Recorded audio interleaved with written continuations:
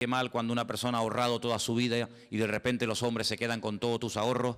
Pero ahí hay una lección de que donde tenemos que hacernos tesoros es en el reino de Dios. Porque los tesoros de la tierra se fuman, los tesoros de la tierra se volatilizan, son como neblina. Hoy los tienes y mañana no los tienes. ¿Cuántas personas en este país hace 3, 4, 5 años atrás tenían trabajo, coches, casas, viajaban, compraban y no sé qué, y hoy en día están arruinados? No es que no tengan dinero, es que están arruinados con a veces hasta miles y millones de euros de deuda. Y uno dice, al final resulta que los que tenían tanto están peor que los que toda la vida hemos dependido el día a día del Señor. Porque yo he hablado con gente que ha tenido mucho dinero y están deprimidos, amargados, escondidos, en fin, lo han perdido todo. Y cuando uno ha estado arriba y de repente te lo quitan todo, no sabe adaptarse después a una vida, digamos, a una vida normal. En estos días estaba leyendo un libro, o uno de los libros que estoy leyendo, y en uno de ellos decía que en los tiempos de la Biblia, ya lo dije una vez, en los tiempos de la Biblia se vivía el día a día.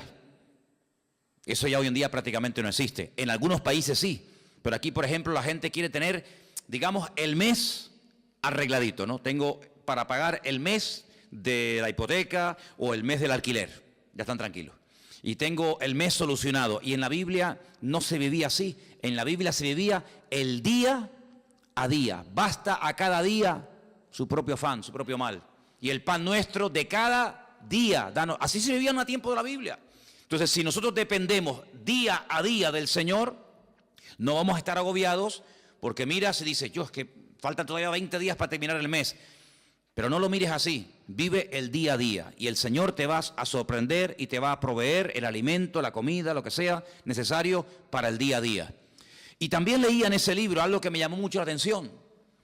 Yo no digo que tengamos que volver a eso, pero dicen que en los tiempos de la Biblia la gente comía 2 veces al día. Y yo digo, qué curioso, ¿no? Yo creo que todos comemos de más. Es decir, si nosotros ahora mismo nos quedáramos 15 días sin comer, seguro que nadie se moría.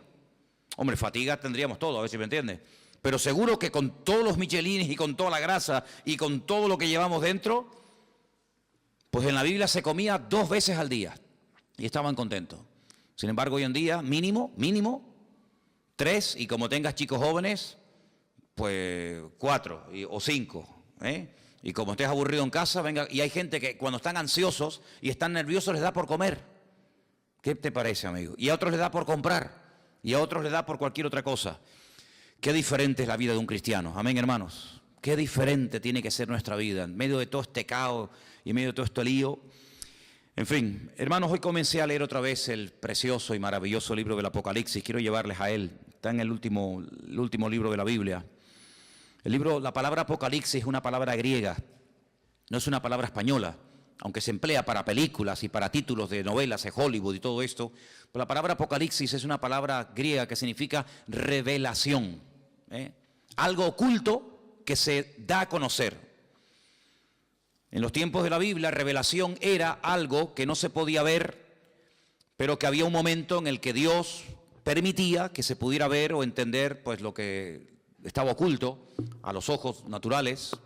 Por ejemplo, cuando se cogían los rollos, no eran libros, sino eran pergaminos, eran rollos, y cuando se abrían los rollos, ese acto de desenrollar el rollo, el pergamino para leerlo, a ese acto se le llamaba revelar, porque era algo que estaba oculto, no era como hoy en día. Yo veo que muchos de ustedes, y espero que todos, tengan su Biblia particular. Entonces lo que yo voy a leer hoy, usted en su casa lo puede leer cuando quiera, porque hoy en día todos tenemos Biblia. Por ejemplo, una de las cosas que quiero hacer este año, ya se lo anticipo, y estoy moviéndome un poquito y tengo que hablar con Margarita y tal, es hacer una campaña de distribución de Biblias. Por ejemplo, a mí me encantaría que este año nos pusiéramos todos de acuerdo y pudiéramos decir, vamos a repartir a lo largo del año, por ejemplo, por poner algo, 1000 Biblias. Entre los hermanos del norte y nosotros vamos a ponernos de acuerdo y distribuir 1000 Biblias. Entonces hoy me dio por meterme en internet y vi que hay Biblias enteras, del Génesis hasta el Apocalipsis, por $2.50. Y tú dices, pero ¿cómo puede ser tan barato una Biblia? Vamos a ver, no es una Biblia de cuero, una Biblia de estas preciosas, sino es una Biblia normal, sencillita, pero tiene lo mismo que una Biblia de esas grandotas. $2.50. Y tú te vas, por ejemplo, a un bar y te tomas un cortado y te cobran ¿cuánto? A veces en algunos sitios me han cobrado ahí €1, que yo digo, madre mía, €1, un cortado y una cosita así. Pues una Biblia que te cambia la vida, una Biblia que es la palabra de Dios. El apóstol Juan dijo, yo no he escrito, él dice en su evangelio, yo no he escrito todo lo que le vi hacer al Señor. Y todo lo que él dijo, yo no lo escribí, porque si me hubiera puesto a escribir una por una todo lo que hizo y todo lo que dijo, en el mundo no cabrían los libros, porque hizo tantas cosas el Señor. Dice, pero estas palabras que yo les he escrito, las he escrito para que creyendo en ellas tengáis vida eterna. Entonces yo digo, un libro que te da vida eterna, un libro que te aclara dudas, un libro que te responde a preguntas, un libro que trae bendición a la familia, que trae bendición a tu vida, por $2.50, 2 cortados. Como quien dice. Entonces yo pienso que sería muy bueno, y de hecho lo vamos a hacer, en este año ponernos una meta, no sé, 500, 600, 800, 1000 Biblias, y entre todos vamos a hacer una especie de campaña, ya les diré cómo tengo pensado hacerlo, para repartir la palabra de Dios. Porque hoy en día cualquier persona en su casa puede tener Biblia. Bueno, si ustedes van a mi habitación, pues yo no sé cuántas Biblias puedo tener, pues yo calculo mínimo 15 o 20 Biblias tengo que tener, como mínimo. Aparte Nuevos Testamentos y a lo mejor, ¿verdad?, en diferentes idiomas y tal. Pero en aquellos tiempos no. En aquellos tiempos no existía la imprenta. En aquellos tiempos había que ir al templo o había que ir a la sinagoga para escuchar que alguien te leyera la Biblia. Pero nadie tenía la Biblia en su casa. Esto de poder tener toda la palabra de Dios, todo lo que el Señor reveló a lo largo de la historia en la mano, esto es un milagro. Esto es una maravilla, esto es una joya. Tú tienes uno de los libros más antiguos del mundo. Tú tienes aquí palabras que Dios le dijo a Moisés hace 3500 años. Es una auténtica joya. Y este libro del Apocalipsis, gracias al Señor que lo tenemos, es un libro escrito por uno de los hombres que más conoció al Señor. ¿Quién lo escribió? Lo escribió Juan. ¿Pero Juan el Bautista o Juan cuál? Juan, el discípulo Juan. Pues Juan fue un hombre que vivió aproximadamente, vamos a redondear los números, aproximadamente 100 años. Hace unos días murió en Israel el hombre más longevo del mundo, 112 años. Le quedaron muy poquitos días para cumplir 113. Era un superviviente de uno de los campos de concentración de la Segunda Guerra Mundial. 112 años. Hoy en día no es normal que una persona viva tanto. Y tampoco ni siquiera en los tiempos de Cristo. Pero Juan se cree que aproximadamente murió con 100 años. Para poner números redondos. Si Cristo murió cuando tenía y ascendió a la gloria, cuando tenía 33 años, y él estuvo 3 años con el Señor, vamos a poner un ejemplo, no lo podemos decir así totalmente, pero para entendernos, que Juan tuviera aproximadamente 30 años. Cuando el Señor lo llamó como su discípulo, Cristo tenía 30 años cuando comenzó el ministerio, pongamos que Juan tuviera 30 años. Si murió con 100 años, ¿cuántos años estuvo Juan predicando el Evangelio? 70 años. 70 años sirviendo al Señor. ¿Qué te parece? Toda una vida. Cuando él escribe el Evangelio, es un Evangelio muy profundo. Yo no sé si ustedes se acuerdan, yo estuve dando unas clases, unas lecciones sobre el Evangelio de Juan, y hay cosas que Juan dice que no las dice nadie. Porque claro, es que él vio al Señor muy de cerca, él vivió con el Señor, él vio cosas que ningún discípulo vio. Y cuando uno lee el Evangelio según San Juan, que repito que es muy profundo, da la sensación de que ya no hay nada más que decir del Señor. Ya te lo mostró de una manera, te lo mostró de otra, hizo esto, hizo aquello, y hablaba así, y hablaba asado. Ya, después de leer San Juan, uno dice, ¿pero qué más se puede decir del Señor? Bueno, pues cuando este hombre está en la isla de Patmos, dice como él dice, por causa de la palabra de Dios, desterrado, recibe una revelación, y cuando tú lees el libro del Apocalipsis fundamentalmente el objetivo no es hablarte del anticristo, que habla del anticristo, o del falso profeta, que también habla de él, o de los testigos, o de los terremotos, o de las plagas. Todo eso está muy bien. El objetivo, el protagonista del Apocalipsis no es el anticristo, es el Señor Jesucristo. Y Juan presenta y nos cuenta cosas de Jesucristo que si no hubiéramos leído nunca, si no tuviéramos en nuestras Biblias el libro del Apocalipsis, nunca sabríamos del Señor. Porque el libro del Apocalipsis contiene una información que no está en ninguna parte de la Biblia. Por eso es un libro fundamental. Y no solamente es un libro importante, sino es un libro necesario. Yo siempre lo he dicho, y ustedes lo saben, que los creyentes hoy en día tienen que leer y estudiar más que nunca el libro del Apocalipsis. Y prestar menos atención a las noticias de la radio y de los periódicos y de la prensa, porque realmente las verdaderas noticias, las genuinas, las verdaderas, están aquí. No solamente en la Biblia, sino en el libro del Apocalipsis. El libro del Apocalipsis es un libro extraordinario, que nos da detalles tremendos, tremendos. Lo estoy leyendo otra vez, como siempre, ¿no? Detenidamente, estudiando las palabras y tal, y menciona muchas cosas del Antiguo Testamento. Por ejemplo, hoy leía acerca de los famosos 2 testigos. Los que habéis leído la poesía saben de lo que estoy hablando. Los que no lo habéis leído, pues dicen, no sé lo que es eso. Bueno, pues los 2 testigos son 2 personas de carne y hueso que estarán en los últimos tiempos predicando la palabra del Señor durante 3 años y medio. Nos dice la Biblia cómo predicarán, dónde vivirán, cómo morirán, qué les va a pasar. Todo eso lo dice el Apocalipsis.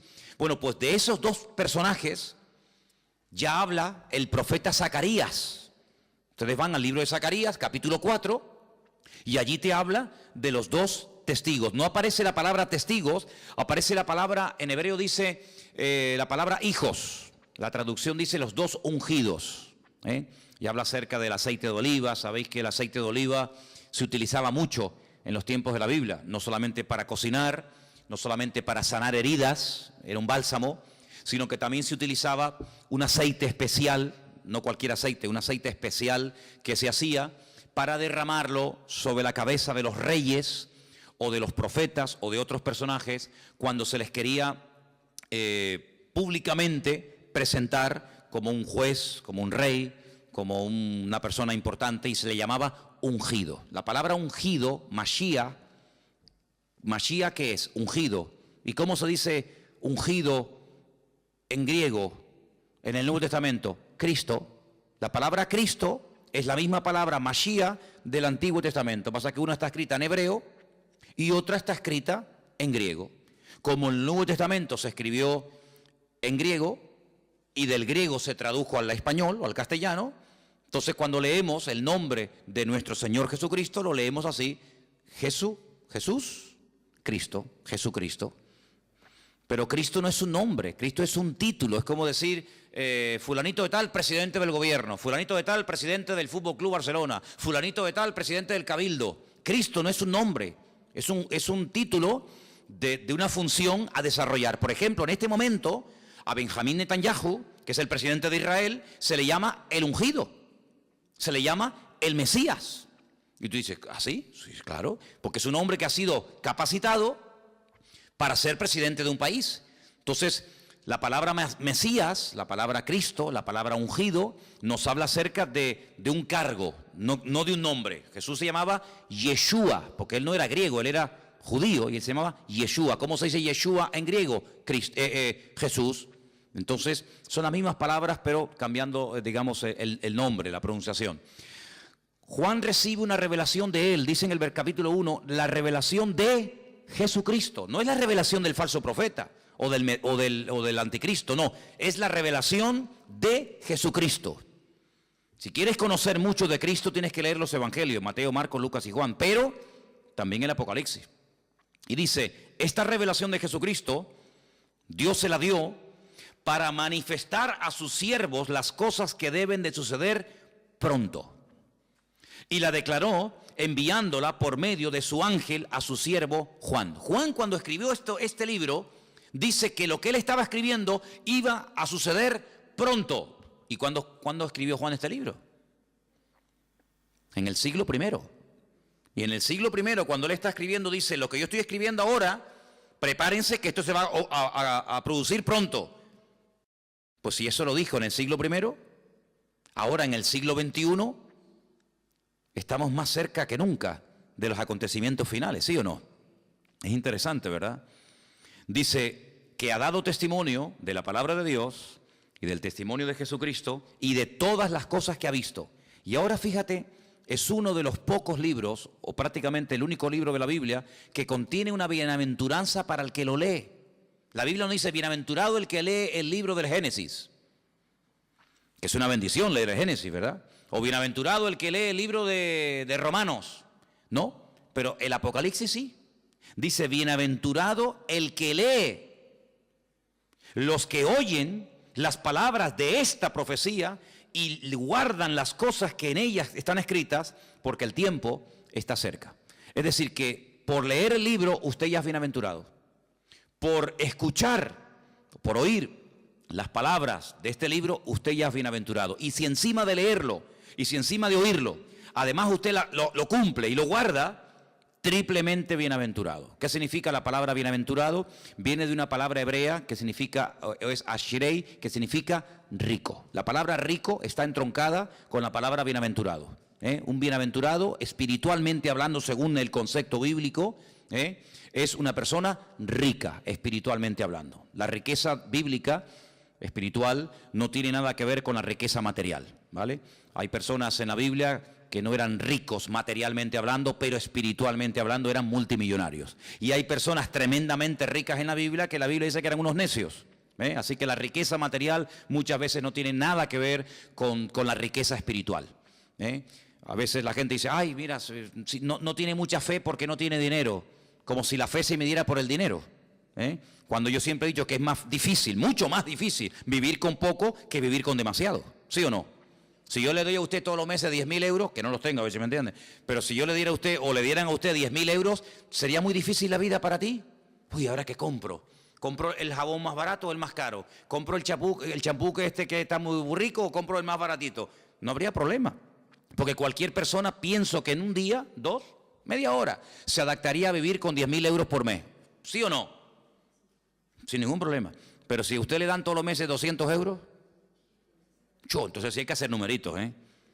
Yo creo que a la ministra, a la persona que nombre ministro de Economía, tendrían que nombrar en este país a un ama de casa.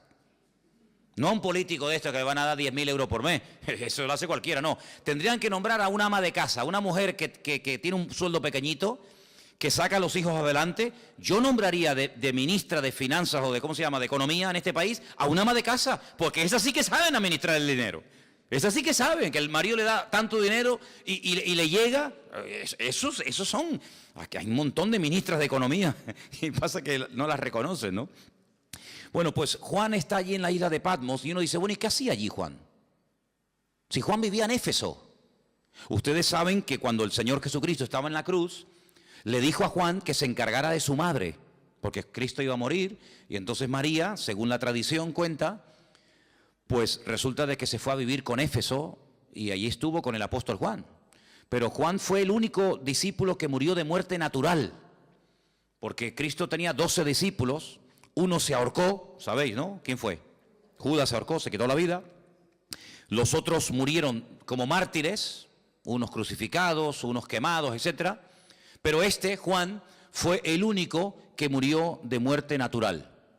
Y no es porque no quisieran matarlo, sino porque todo lo que hacían para matarlo no salía bien. Entonces los romanos decidieron ya tirarlo en la isla de Patmos, que la isla de Patmos es como la isla de Lobos, una isla de piedra, sin agua, sin nada. Allí lo botaron como un perro para que se muera de hambre. Dice que había unas canteras que mandaban a los presos a trabajos forzados y al que mandaban a Patmos de allí no volvía. Es como el que mandaban, yo que sé, antiguamente a las Guayanas, los franceses y toda aquella cosa, ¿no? Sin embargo, fue allí donde el Señor se le presentó y donde el Señor le dio un mensaje para todas las congregaciones de Asia Menor. ¿Asia Menor qué es en la Biblia? Cuando se dice de Asia Menor era Turquía, hermano. Ese país que está medio en Asia, medio en Europa. Un país que tiene más de 90 y pico millones de habitantes, un país musulmán. Allí en Turquía era donde estaban las famosas 7 iglesias del Apocalipsis. Éfeso, Esmirna, Pérgamo, Tiatira, la Odisea, Sardis. Entonces vamos a leer en el versículo 4, porque dice, Juan, a las 7 iglesias que están en Asia, gracia y paz a vosotros, del que es, del que era y del que ha de venir, y de los 7 espíritus que están delante de su trono, y de Jesucristo, testigo fiel, primogénito de los muertos, el soberano de los reyes de la tierra, al que nos amó y nos lavó de nuestros pecados con su sangre, y nos hizo reyes y sacerdotes para Dios su Padre. A Él sea la gloria e imperio por los siglos de los siglos. Amén. He aquí que viene con las nubes. ¿Quién? El Señor. Viene otra vez, viene otra vez. Pero algunos dirán, pero no vino ya. Sí, ya vino, pero vino a morir. Vino como cordero sufriente. Vino para derramar su sangre por los pecadores. Pero ahora viene otra vez, pero no en relación con el pecado. Viene como rey triunfante, viene a establecer su reino sobre la tierra. Y dice que en esta ocasión todo ojo le verá. Oye, esto es tremendo, ¿eh? ¿Qué significa todo ojo le verá? Que todo ojo le verá. Que todo el mundo le va a ver cuando venga. En la primera venida no todo el mundo lo vio. Muchos no se enteraron. Por ejemplo, los judíos que vivían en Roma, cuando nació el Señor Jesucristo en Israel, no sabían que había nacido el Mesías. ¿Cómo se enteraron? Por los predicadores, por los misioneros, por los apóstoles, por los discípulos que iban a una sinagoga en Roma, en Corinto, en Éfeso, en donde fuera, y decían, venimos a decirles que nuestro Mesías, del cual habló Isaías, Jeremías, Daniel, etcétera, etcétera, ha nacido. No me digas. Sí, ha nacido. Claro, no había radio, no había internet, no había televisión, no había nada. ¿Cómo se enteraba la gente? A través de los predicadores. Ahora se dan cuenta ustedes lo importante que era predicar. Por eso dice Pablo, ¿y cómo van a creer si no hay nadie quien les predique? No había Biblias, no había emisoras cristianas, no había radio, no había nada. Entonces, qué importante era que los hombres fueran por todas las naciones diciendo que ha venido, que ha nacido, y no me diga, y mira, y sanó a los enfermos, y resucitó a los muertos, y murió en la cruz, y resucitó al tercer día. Y claro, para ellos era una gloria. Pero en esta ocasión no va a haber esa ignorancia, sino que en esta ocasión dice la Biblia, categóricamente, todo ojo le verá. Todo el mundo, cuando el Señor venga por segunda vez, todo el mundo se va a enterar. Nadie va a decir en Tacoronte, ¿quién vino? ¿Quién? Ah, pues yo no. Todo el mundo lo va a saber. Todas las islas, todos los continentes, todas las ciudades, todas las televisiones del mundo, todas las radios, todos los periódicos, todo el mundo, los 7.000 millones de habitantes que hay en el planeta Tierra en este momento, todo el mundo sabrá que el Señor Jesucristo vino. Pero no solamente los que estén presentes en ese momento, sino dice, y los que le traspasaron. ¿Cómo que los que le traspasaron? Sí. Los que le traspasaron ya están muertos. ¿Sí o no? Los romanos que le clavaron aquellos clavos en el pie y en la mano y le traspasaron el costado y le pusieron la corona de espina, ¿cómo lo van a ver si ya murieron? Pues no te das cuenta de que la Biblia a veces te habla de un mensaje superficialmente, pero indirectamente, sin mencionar la palabra, si los que le traspasaron le van a volver a ver, te está dando a entender la Biblia que se producirá una resurrección de los muertos. Porque si no, ¿cómo le van a ver si están muertos? Entonces no te menciona la palabra resurrección, pero dice, cuando venga todo ojo le verá, también le verán los que le traspasaron, y dice, todos los linajes de la tierra harán lamentación por él. Y Juan dice, sí, amén, estoy de acuerdo, perfectamente, es así. ¿Te das cuenta? La palabra amén, cuando tú pones la palabra, por ejemplo, si buscas la palabra en hebreo fe, la palabra que se emplea para fe, generalmente la palabra emuná. Emuná es fe en hebreo. Se puede traducir como fe o también como confianza, pero generalmente es fe. La palabra emuná, dentro de la palabra está la palabra amén. Si tú en hebreo hay algo muy bonito, y es que dentro de una palabra hay una, dos o tres palabras. Incluso a veces de una palabra, no de todas, cuidado, pero a veces hay palabras en hebreo que de una palabra puedes sacar 750 palabras diferentes. Y usted dice, ¿cómo? De una palabra, combinando las palabras, por ejemplo, poniendo la P aquí, la H allí, la M por acá, la L por allá, de una misma palabra, haciendo combinaciones, pueden sacar hasta 750 términos diferentes. Entonces la palabra amén está dentro, tú la ves, tú ves la palabra emuná en hebreo y ves que pone dentro amén. Porque cuando decimos amén, cuando nosotros los creyentes decimos amén, que es un acróstico, pues estamos diciendo que tengo fe en afirmar lo que esa persona está diciendo. Cuando yo digo, hermano, el Señor Jesucristo vendrá, amén. Cuando usted dice amén, está diciendo de una forma resumida, tengo fe en lo que tú estás diciendo y lo firmo. Tengo fe de que el Señor volverá otra vez. Pero para no decir, tengo fe en que el Señor volverá otra vez, usted dice simplemente, amén. Y diciendo amén, usted afirma como que usted está de acuerdo con la afirmación que se acaba de decir. Por eso digo muchas veces, no diga amén a todo lo que se oye. Porque cuando usted dice amén a todo, quiere decir que está de acuerdo con todo lo que se está diciendo. Así que piénselo bien. Así que el Señor dice, yo soy el alfa y la omega. Yo me imagino que todos lo sabrán, pero cuando leía esta mañana el Apocalipsis en la versión hebrea, no dice evidentemente el alfa y el omega, porque el alfa y la omega es la primera y la última letra del alfabeto griego, ¿vale? En nuestro idioma sería la A y la Z. Yo soy la A y la Z. En hebreo yo soy la Aleph y yo soy la Taf, ¿vale? El principio y el fin, dice el Señor, el que es, el que era y el que ha de venir, el Todopoderoso, ¿vale? El Todopoderoso, el eterno Dios. El nombre de Dios lo hemos explicado 1.000.000 de veces. El nombre de Dios es un nombre que no tiene vocales. Es un nombre que solamente tiene consonantes. Son Yod, Hei, Bat, Hei. A menos que usted le ponga vocales a esas letras, no se pueden pronunciar, porque ¿cómo vamos a pronunciar una palabra si no tiene vocales? Se une la consonante con la vocal y entonces creamos las sílabas y las palabras. Entonces el nombre de Dios es un nombre aparentemente impronunciable porque cuando se escribió originalmente no tenía vocales. Pero si usted ve cómo se escribe el verbo ser y el nombre propio de Dios, que son esas famosas 4 letras que se llama el famoso tetragramatón, dentro del nombre de Dios usted puede ver que está escrito el verbo ser. ¿Por qué? Porque Dios es la existencia. Dios es el que da existencia. Él no depende de nada ni de nadie para existir. Nosotros sí. Si nuestros padres no se hubieran conocido y de esa relación no hubiéramos nacido nosotros, ¿de dónde hubiéramos salido? De ninguna parte. Luego nosotros somos los hijos de nuestros padres y los padres eran los hijos de nuestros abuelos y así sucesivamente.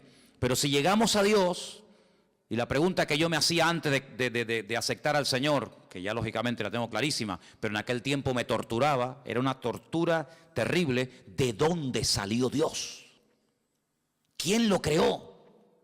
¿Quién lo hizo? Porque en nuestra mente humana todo sale de algo. Este púlpito no apareció aquí, pum, y apareció, sino que este púlpito alguien lo tuvo que hacer. Luego cada vez que vemos algo, nos habla de que hay un diseño y alguien que lo ha hecho, ¿sí o no?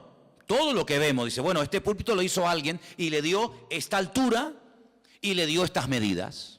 El púlpito no decidió ser de esta forma, podía ser semicircular, podía ser más alargado, más ancho, más alto.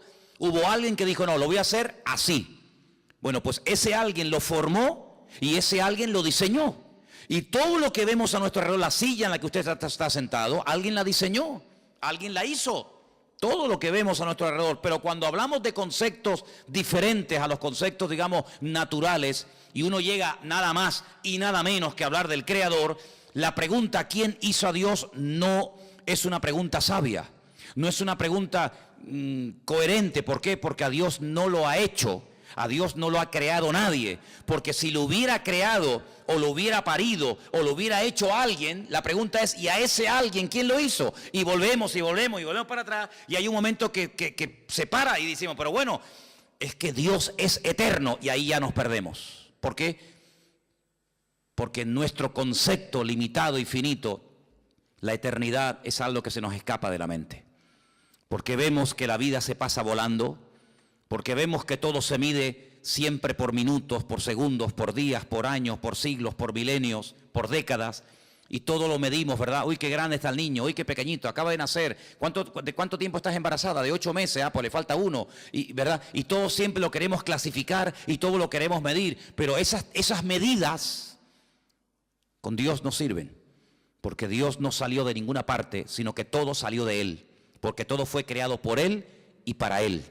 Y cuando nada existía, Él ya existía, porque Él es la existencia en sí mismo. Y dice la Biblia que todo subsiste, si todo se mantiene en su debido orden y nada se va de sitio y todo funciona como tiene que funcionar, porque hay un diseñador y porque hay un creador que diariamente da la orden de que el sol salga por el este y se oculte por el oeste. Pero bueno, eso era antes. No, eso era antes, eso era hoy y eso será siempre. El sol sí me sale por el este y se oculta por el oeste. Pero esa ley, ¿quién la dio? ¿Quién decidió que el sol saliera siempre por el mismo lado y se ocultara por el mismo lado? El creador del sol. El creador del sol. ¿Y quién es el que hace que la tierra siempre gire en la misma dirección? Y que no diga un día, oye, voy a girar ahora en otra dirección. Todos los planetas giran en las direcciones de las agujas del reloj menos uno. Todos los planetas giran así. Pero hay uno que Dios dice, no, tú al revés, y gira al revés. ¿Quién decide eso? ¿Quién hace que hay unas flores que sean rojas, otras amarillas? ¿Quién hace todo eso? El que las diseñó, el que las creó. No es así por casualidad, sino que hay un diseñador y hay un creador.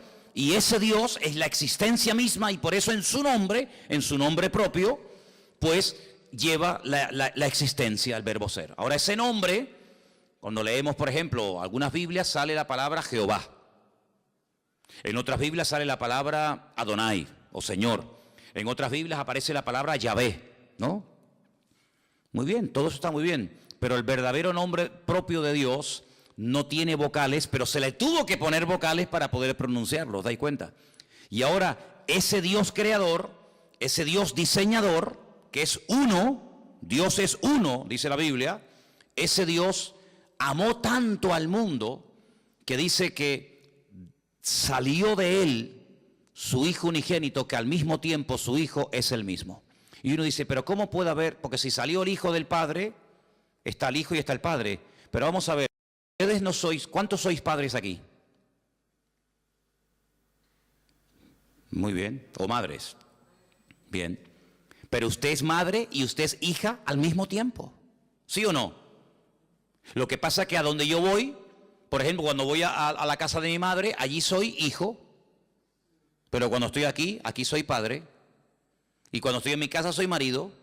Y cuando estoy aquí soy pastor. Y tantas cosas al mismo tiempo, sí, no pasa nada. No tengo que dejar de ser hijo para ser padre.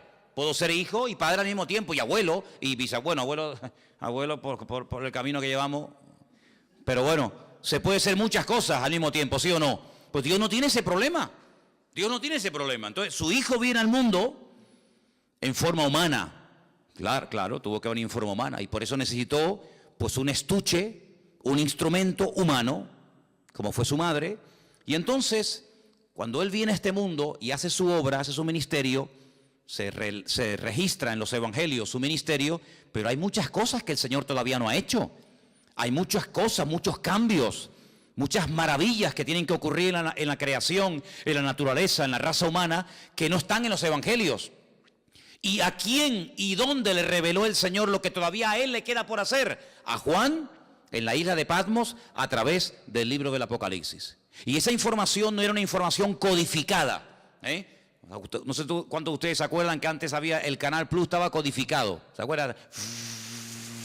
Y si no tenías el descodificador, pues no veías la película o el partido de fútbol. Te hacía falta un aparato para descodificar una señal que tú en abierto no tenías. Bien, el libro del Apocalipsis no es un libro codificado, de tal manera que tú lo lees y dices, yo no entiendo nada. No, un momento.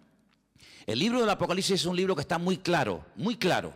El problema es que el lenguaje que Juan utiliza no es un lenguaje popular, no es un lenguaje que usamos cotidianamente, es un lenguaje alegórico, es un lenguaje de animales, de números y de colores, que si usted no está familiarizado con eso, usted no se va a enterar evidentemente de nada. Pero no porque el Apocalipsis sea el libro más difícil de la Biblia.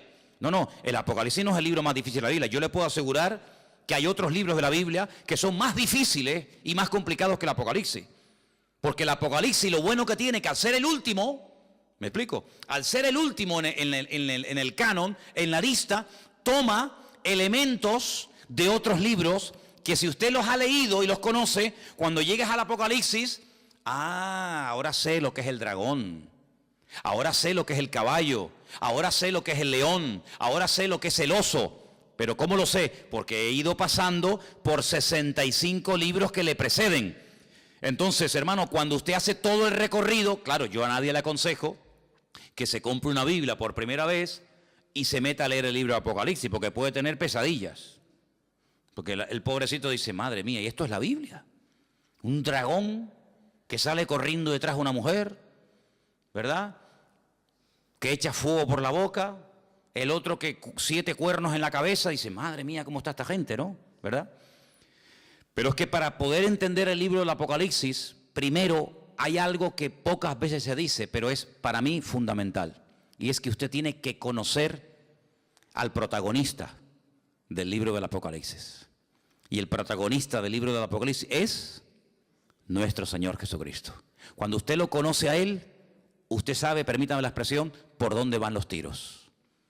Eso es como cuando antiguamente, ya eso no existe, pero cuando antiguamente los padres miraban a los hijos, ¿qué le estaba diciendo? Ibas de visita, ¿no?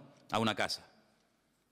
Entonces tu padre se te quedaba mirando y te estaba diciendo, sin palabras, o te comportas, o te voy a dar un jaquimazo que te voy a poner la cabeza así para atrás. Con la mirada, era un mensaje telepático, ¿no? Te miraba así, y ya hasta agachabas la cabeza porque te estaba diciendo, te voy a dar una que te vas a enterar, sin palabras, porque ya lo conocía. Pero esa mirada se la daba a lo mejor a otro niño y el niño ni se enteraba. Cuando tú conoces a tu marido, tú sabes cuándo está enfadado y cuándo está de buen humor. Por eso hay mujeres que dicen, ahora no le digas nada, espera mañana. No, yo le digo ahora, no le digas ahora porque encima vas a cobrar. Espérate a mañana, que ya verás como mañana es otro ser humano. En la Biblia hay momentos en los que si usted no conoce al autor, usted no se va a enterar del espíritu, de la actitud, de por qué el Señor dijo eso. Y esto que le estoy diciendo no es broma, porque dice la Biblia que cuando Pedro estaba afuera con los romanos calentándose en el fuego, ¿se acuerdan? Que llegó aquella chica y le dijo, mira, acá hay otro, este es uno de ellos. Y él decía, no, yo no soy de ellos. Lea usted en la Biblia, y hay un momento en el que dice que la mirada de Cristo se cruzó con la de Pedro. Cristo le dice así. Tú estás diciendo, no, yo no le conozco, y Cristo le dice así. Y se le quedó mirando, y dice la Biblia, lea esto, léalo, es tremendo. Dice, y saliendo lloró amargamente. ¿Qué mirada le habrá lanzado el Señor, No, yo no le conozco, yo no sé quién es, yo no quiero saber nada de ese hombre. Diciendo, ay, Pedro, que tú no me conoces a mí, Pedro. ¿Pero qué estás diciendo, criatura? Lo rompió, ya con la mirada dijo, madre mía, lo que estoy así, salió corriendo y se echó a llorar porque no pudo aguantar aquello, una mirada que lo rompió, ¿verdad? Que lo rompió. Entonces, cuando uno va al libro de Apocalipsis, uno puede leer comentarios y puede preguntar a este y al pastor tal, y puede leer, pero si tú no conoces al autor, el libro te va a sonar a chino. Y que yo sepa aquí, nadie sabe hablar chino. Pero cuando tú conoces al autor, tú captas y lo ves al Señor por todas partes. Porque te vuelvo a repetir, el objetivo del Apocalipsis no es levantar y el protagonista, el anticristo, el falso. No. El protagonista del libro del Apocalipsis es el Señor Jesucristo. Y todo lo que pasa, todo lo que ocurre, las tragedias, los terremotos, las catástrofes, las guerras y esto y aquello, todo siempre apunta a un objetivo, y es que el hombre reconozca que el Señor Jesucristo viene pronto. Te habla de una manera, te habla de otra forma, te habla por aquí, te habla por allá, para que el hombre entre en razón y para que el hombre entienda que no puede hacer con su vida lo que le da la gana, para que el hombre entienda que no es dueño de sus actos. Cuando nosotros creemos que somos dueños de nuestros actos, nos estamos proclamando como si fuéramos dioses. Yo hago lo que me da la gana. A mí nadie me tiene que decir nada. Es como si tú fueras Dios, porque a Dios nadie le tiene que decir nada. Pero cuando tú actúas así, estás actuando como si tú fueras Dios. A mí nadie me tiene que decir nada. Pero ¿cómo que nadie nos tiene que decir nada? Claro que nos tienen que decir muchas cosas. Entonces, en el libro del Apocalipsis, Juan, a un viejito de 100 años, que lleva 70 años predicando el Evangelio, le dice, Juan, escribe, ponte a escribir lo que vas a ver, lo que ya has visto y lo que te voy a contar. Y entonces él empieza a escribir y a escribir y a escribir cosas tremendas. Pero fíjate lo que dice, por ejemplo, en el versículo 10. Cuando el Señor le dice a Juan que escriba, hay una cosa muy importante que tenemos que tener en cuenta, y es cómo estaba, con qué actitud estaba Juan. Dice el versículo 10, yo estaba en el Espíritu en el día del Señor, y oí detrás de mí una gran voz, como de trompeta. Juan no estaba despistado, Juan no estaba quejándose, Juan no estaba con una mala actitud. sino Juan dice que estaba en el Espíritu. Y eso es muy importante. ¿Cuántas veces me habéis oído a mí decir que la actitud marca la diferencia? ¿Sí o no? Es muy importante. Estar centrado, estar pendiente. No, mira, ahora no me hables que ahora estoy pendiente de la palabra. No, ahora no quiero saber nada. El móvil, ¿para qué quiero yo un móvil ahora? No me hace falta el móvil para nada. Ahora me está hablando el Señor, estoy con su palabra. Él estaba en el Espíritu. ¿Tenía motivos para quejarse? Hombre, humanamente hablando, sí. 100 años aquí botado como un perro, sin agua, sin comida, sin hermanos, sin iglesia, sin amigos, sin nada. Y mira cómo me has tratado, y mira no sé qué, y te he servido para qué. No le dio lugar a eso. Él estaba en el Espíritu. Si el Señor ha permitido que yo esté en la isla de Patmos, no es un castigo, es una bendición, porque al fin y al cabo vemos que no fue un castigo, sino que fue un tiempo maravilloso, porque para poder escribir todo esto, hermano, y para poder ver todas estas visiones, uno no podía estar viviendo en una gran ciudad con ruidos, con coches, con no sé qué, con no sé cuánto, sino uno tenía que estar en un sitio tranquilo, sin que nadie te moleste. ¿Y qué mejor sitio? ¿Qué mejor sitio que la isla de Patmos?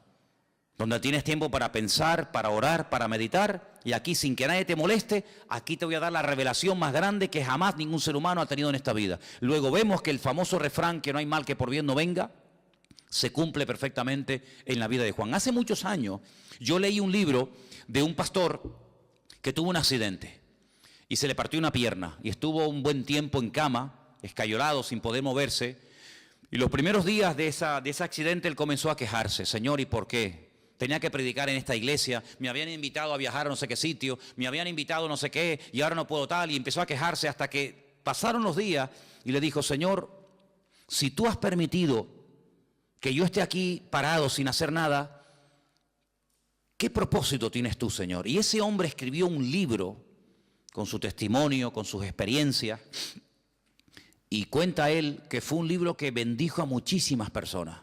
Un libro que fue de muchísima bendición, sus testimonios, las experiencias que había tenido con el Señor, las pruebas por las cuales había pasado y lo que había aprendido en el Señor. Y dice, yo conseguí más bendición y logré bendecir más a la gente con aquel libro que con 1000 predicaciones, viaja por aquí, viaja por allá, entra aquí, entra para allá. Y él entendió que el Señor lo paró, ¿sabes? Él entendió que el Señor permitió aquel accidente para que durante un tiempito tranquilo pudiera escribir un libro que después sería de tremenda bendición para muchísima gente que lo leyó. Entonces hay momentos en la vida que nos puede pasar algo que decimos, ¿y por qué? ¿Y por qué, Señor? ¿Y por qué tal? ¿Y por qué esto? ¿Y por qué el marido? ¿Y por qué el niño? ¿Y por qué no me dieron el trabajo que me habían prometido? ¿Y por qué no sé qué? ¿Por qué? ¿Y por qué? ¿Y por qué? Y hace muchos años, yo era recién convertido, vino a Las Palmas a predicar una señora que dice ella, en aquellos años, que era la capellana de una de las cárceles más peligrosas de los Estados Unidos, la cárcel de Sing Sing. Y esta mujer empezó a predicar y yo te puedo asegurar que no todo, pero por lo menos la mitad del mensaje me lo aprendí de memoria. Y todavía lo tengo aquí. Y ella empezó diciendo, hay una pregunta que si nosotros nos la hacemos podemos volvernos locos. Y es una pregunta, y la pregunta es ¿por qué? Y sobre esa pregunta ella basó su mensaje. Y a mí se me quedó tan grabado aquello. Y ella hablaba acerca de lo peligroso que es cuando nos pasa algo en la vida, entrar a pelearnos con Dios. ¿Y por qué no sé qué? ¿Y por qué no sé cuándo? ¿Y por qué? Yo creo que nosotros ahora que hemos ya comenzado un poquito a levantar vuelo y a entender y a conocer un poquito más al Señor, vamos a cambiar la pregunta. Vamos a dejar el por qué. ¿Por qué? Dios lo sabe. Vamos a preguntarle otra pregunta al Señor. Vamos a hacerle esta pregunta. ¿Para qué? El por qué no me interesa. Porque si yo soy cristiano, mi vida está en las manos del Señor y el Señor ha permitido esta situación, Él sabrá por qué la ha permitido. Los que amamos a Dios, ¿qué dice? Todo ayuda para bien. Luego, el por qué no me interesa. Mi Dios sabe lo que hace conmigo, pero ¿para qué has permitido esta situación? Entonces, cuando comenzamos a indagar y a orar y diligentemente le preguntamos ¿para qué? El Señor nos va a dar muchas respuestas. ¿Para qué me has traído a Patmos? ¿Para morirme de hambre? No te vas a morir, porque ¿quién te trajo a Patmos? ¿Los romanos o lo permití yo? ¿No se acuerdan ustedes un día en la cárcel en Israel que estaba Pablo? Y dice la Biblia que el Señor se le presentó y le dijo, Pablo, escucha bien, tú has dado testimonio de mí aquí en este país. En todo Israel te conocen, todas las sinagogas del país te han oído. Eres un rabino famoso. Eres uno de los mejores discípulos de un tal Gamaliel, hijo de Gilel, uno de los mejores rabinos de toda la historia. Pero ahora es tiempo de que salgas de tu tierra y te vayas a Roma. Y quiero que allí en Roma prediques mi palabra. Pero si estoy preso y tú me dices que me vaya a Roma, ¿cómo me voy a ir si no me van a dejar salir? Estoy encadenado. Pero Pablo, escucha una cosa, tú eres ciudadano romano, no te olvides. Y mañana cuando te saquen y te hagan el juicio, cuando te vayan a interrogar, tú vas a decir que tú como ciudadano romano, tú tienes el derecho que no todo el mundo tiene de apelar al César. Es decir, yo quiero que me juzgue, que mi juez sea el mismísimo César. Tú lo puedes pedir porque tú eres ciudadano romano. Entonces cuando él sale de la cárcel por la mañana, lo van a interrogar. Ese, un momentito, quiero decir algo. ¿Qué quiere decir usted? Yo apelo al César. Quiero que el César sea mi juez. Claro, este que es un juez inferior dice, pues entonces si usted ha apelado al César, no te preocupes que usted irá al César. Llévenselo.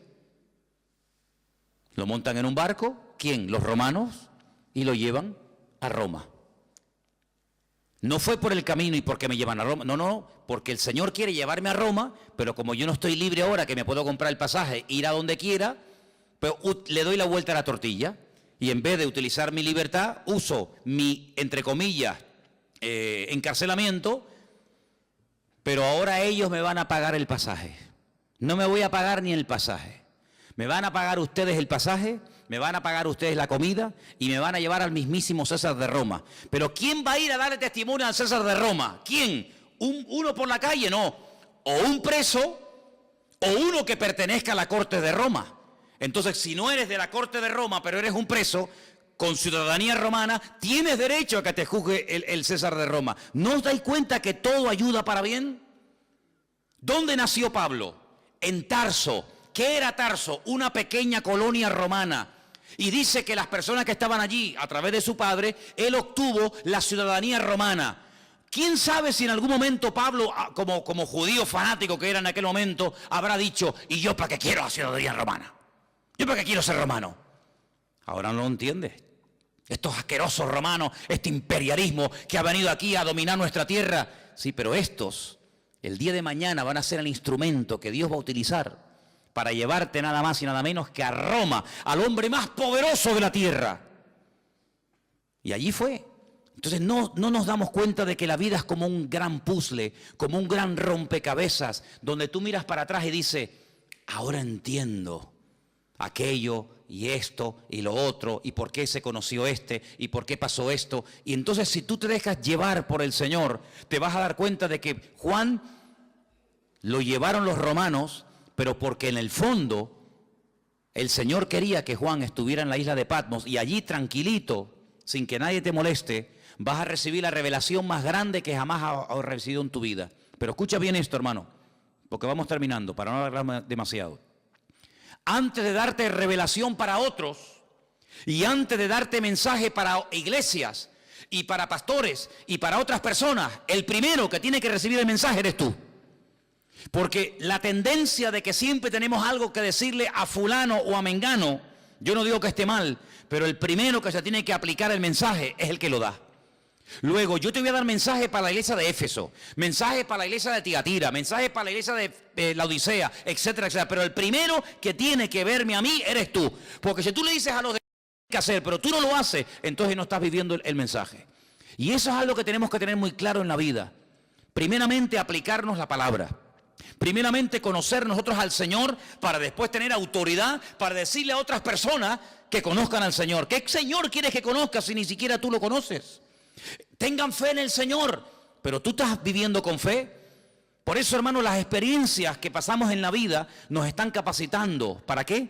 Para que después cuando vayamos a otras personas que están pasando por el mismo o parecido problema que yo he pasado, podamos entenderlos. Por eso yo muchas veces digo, cuando alguien se hace la pregunta, ¿en qué forma tú me quieres utilizar? ¿Con qué tipo de gente tú me quieres utilizar? Analiza cómo ha sido tu vida. ¿Con qué tipo de gente tú te has movido generalmente? Por ejemplo, hay personas que se han movido toda la vida en el mundo del deporte. Pues ya está, más claro agua. Ese es el terreno en el que Dios a ti te va a utilizar en un nivel donde este y este jamás van a entrar. No le van a hacer ni caso. Pero tú que eres un deportista, te vas a mover en un nivel donde todo el mundo te conoce, tú sabes lo que es una lesión, tú sabes lo que es un campeonato, tú sabes lo que es el sacrificio, ese va a ser tu campo de misión. Hay otras personas que a lo mejor son médicos, no tienen nada que ver con el deporte, pero conocen a una serie de personas que se mueven en el mundo de la medicina. Ustedes saben que los médicos hablan de un lenguaje que le están diciendo a otro colega que te estás muriendo y tú ni te enteras porque se están hablando en clave. Ahí es donde Dios te va a utilizar. ¿Con qué tipo de gente? ¿Qué tipo de inclinación tú has tenido? ¿Qué tipo de experiencia, de prueba? ¿Qué tipo de dificultades tú has tenido? Por ahí van los tiros. Por ahí donde el Señor te va a utilizar. Claro, Dios te puede abrir nuevos campos. Claro, siempre lo hace. Pero generalmente utiliza tu pasado para que después tú en el futuro puedas servir al Señor con efectividad. Porque Dios no te va a meter, a menos que te haga un milagro y una transformación, Dios no te va a meter en un terreno en el que tú no sabes moverte. Dios te va a poner en un terreno en el que tú sabes moverte. Por ejemplo, ¿quiénes son las mejores personas para ayudar a otros drogadictos a salir de la droga? Un mismo drogadicto. Ustedes saben, los chicos que vienen los domingos a la iglesia. Dino, si algún día oyen un testimonio de Dino, ese chico estuvo en la droga. Pero es que ahora él puede ayudar a otros. ¿Y quién mejor que una persona que ha estado con depresiones toda la vida para ayudar a una persona deprimida? ¿Y qué mejor que una mujer separada para entender a otra mujer separada? ¿Y qué mejor que una mujer que ha sido violada o abusada para entender a otro que está pasando por eso? Hermano, no nos damos cuenta de que todo nuestro pasado es el terreno que Dios ha ido preparando para abrirnos puertas, para servirle a Él en el futuro. Entonces, en este libro, el primero que tiene que tener las cosas claras es Juan. Y quiero terminar leyendo estas últimas palabras. Yo estaba en el Espíritu en el día del Señor, dice versículo 10. Oí detrás de mí una voz, como de trompeta, y me dijo, yo soy el Alfa y el Omega, el primero y el último. Escribe en un libro lo que ves, envíalo a las 7 iglesias que están en Asia. Y ahora las menciona. Éfeso, Esmirna, Pérgamo, Tiatira, Sardis, Filadelfia, la Odisea. Las 7 iglesias. En su momento hablaremos de ellas. ¿Por qué estas 7 y no otras? Todo tiene una razón de ser. Pero le dijo, escribe, escribe. Ahora cuando vayamos al retiro, no sé si ya lo habéis leído, yo creo que esa parte le toca a los jóvenes. Hay un momento en el que el Señor le dice a Moisés, escribe. ¿Lo habéis leído? No lo habéis leído. Dice, escribe esto, esta batalla, lo que ha pasado hoy aquí, Moisés, escríbelo. Escríbelo para que las generaciones futuras no se olviden de lo que pasó aquí en el desierto. Interesante. Ahora le dice el Señor, Juan, escribe. Escribe. ¿Por qué? Porque vas a ver tantas cosas y vas a tener tantas visiones y tantos sueños que después no te vas a acordar. Ustedes saben, hermanos, porque yo muchas veces le digo a la gente que es bueno venir a la iglesia a veces con papel y lápiz. Porque dicen las estadísticas, no las digo yo. Los expertos, los que están todo el día haciendo este tipo de estadísticas y de estudios, dicen que cuando una persona escucha un mensaje político, religioso, de la índole que sea, después de un tiempo, se puede llegar a recordar con el tiempo un 10% de lo que se oyó perfectamente. Y el otro 90%, algunos oyen 25%, pero generalmente, si yo les pregunto a ustedes dentro de 15 días de lo que yo hablé la semana pasada, muchos de ustedes ya no se acuerdan. ¿Quién es el que más se acuerda? El que lo dijo. Yo me acuerdo de los mensajes que yo he dado porque yo utilizo no solamente el haberlo estudiado, sino el haberlo dado, entonces me lo sé. Pero el que lo oyó, solamente el 10%. Pero fíjate cómo se dispara la estadística.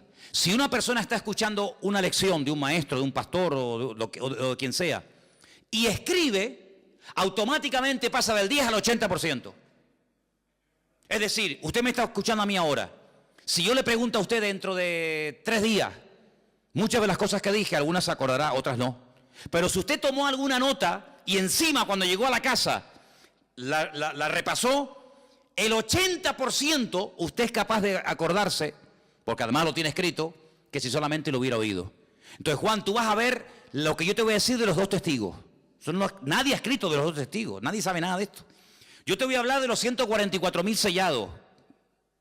Yo te voy a hablar del falso profeta. Yo te voy a hablar de los 7 sellos, de las trompetas, de las copas de la ira. Yo te voy a hablar de la mujer que huye al desierto por 1260 días. Yo te voy a hablar a ti de tantas cosas que como tú no escribas esto, tú a las 2 horas no te acuerdas. Y si tú no te acuerdas, ¿cómo le vas a pasar el mensaje a los hermanos de Garcilaso de la Vega número 13? Imposible. Entonces, ponte a escribir, Juan, ponte a escribir, porque lo que se escribe ahí queda. Y entonces dice que cuando él se vuelve para ver la voz del que hablaba con él, cuando se volvió, dice que vio 7, quédese con este dato, 7 menorás, 7 candeleros de oro, 7. Y en medio de los 7, a uno semejante al Hijo del Hombre, vestido de una ropa que le llegaba hasta los pies, y iba ceñido por